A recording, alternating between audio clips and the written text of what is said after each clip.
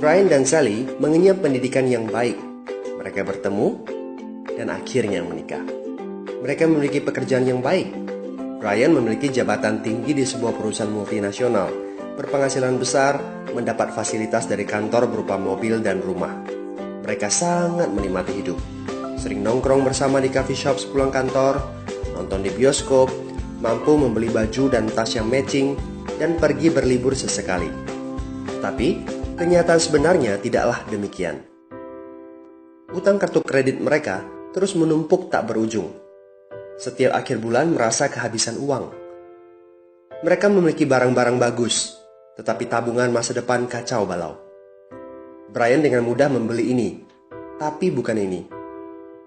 Tabungan 100 juta pun rasanya masih jauh sekali. Sudah kerja lebih dari 10 tahun, tapi belum sanggup membeli rumah sendiri.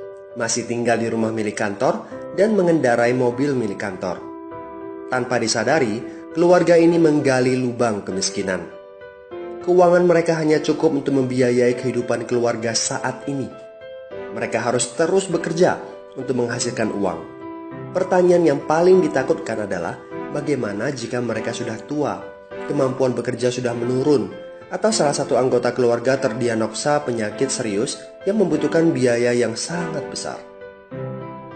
Apakah kehidupan Brian dan Sally mencerminkan kehidupan Anda? Apakah saat ini Anda memiliki penghasilan tetapi sebelum akhir bulan sudah merasa kehabisan uang? Memiliki hutang berkepanjangan yang tidak ada habisnya? Memiliki barang-barang bagus tetapi khawatir karena tidak punya tabungan? Memiliki hidup yang berkecukupan tetapi khawatir tidak mampu menyekolahkan anak-anak dengan baik? Memiliki rumah tinggal tetapi berkemungkinan besar harus menjual rumah bagus ini karena tidak punya dana pensiun? Jika Anda menjawab ya pada salah satu saja pertanyaan tadi, saatnya untuk memperbaiki diri. Mau jadi seperti apa kita ini kalau ternyata kita sebetulnya hanya gaya dari luar saja?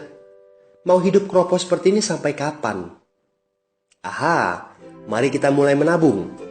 Nah, apakah menabung saja cukup?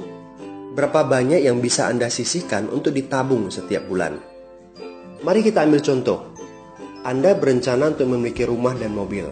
Katakanlah harga rumah 600 juta dan harga mobil 200 juta. Jika Anda mampu menabung 5 juta per bulan, Anda membutuhkan 13 tahun untuk mendapatkan angka 800 juta. Masalahnya, inflasi membuat harga rumah dan mobil melambung tinggi.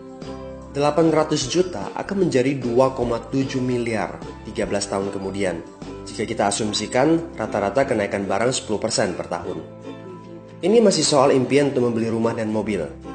Padahal, masih banyak kebutuhan lain yang perlu dipersiapkan jika ingin hidup lebih baik. Bagaimana dengan persiapan dana hari tua? Agar di saat tua dan tidak sanggup bekerja lagi, Anda punya tabungan yang cukup untuk kebutuhan sehari-hari. Asuransi untuk keluarga? Dana pendidikan untuk anak-anak?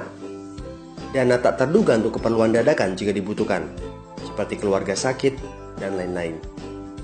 Artinya, Anda perlu lebih banyak uang untuk ditabung. Bayangkan jika satu bulan Anda hanya bisa menabung kurang dari 5 juta. Sudah jelas, jika langkah Anda hanyalah menabung, Anda seperti sedang menggali lubang kemiskinan.